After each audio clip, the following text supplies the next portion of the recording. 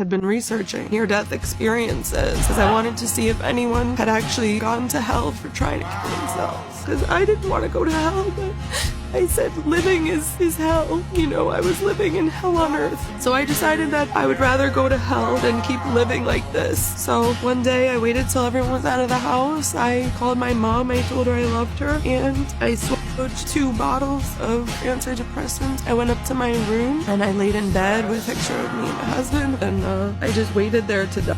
And I looked up at the ceiling. It was forming a tunnel. And I said, oh no, I know what that is. I was like, I can't believe I actually did this. Like, how could I do this to my family? I wanted to go back and undo it. I was so terrified and I never felt more alone. And I just said out loud 3 times, God, I believe in you. God, I believe in you. God, I believe in you. Instantly, I was somewhere else. I describe it as the gates of heaven because I don't believe that God actually let me in. I believe he showed me. And the best way I could describe it, it was like that, like flashes, right? And it was a picture coming to life in front of me. And it was a garden with roses and thorn bushes and flowers. And then I saw columns, like gold columns, and like a door, like a doorway. I looked over at the wall to the right of me, and there was Jesus. I could see all his features, his long hair, his robe, his beard, and he, again, like those flashes, kind of like that book when you're little, opening up his hand, and a dove flew out and flew towards me. I don't remember anything after that. My husband had told me later on that he was at work. He was supposed to go to another job after the job he had left, but he said that he felt so strongly in his spirit that something was wrong and he had to come home right away. So he came home and he found me in the bed and he called 911. And the next thing I know, I was in the ICU at the hospital. I was not supposed to survive that. That whole encounter with Jesus radically changed me. That's how I know that it was Jesus and it was real.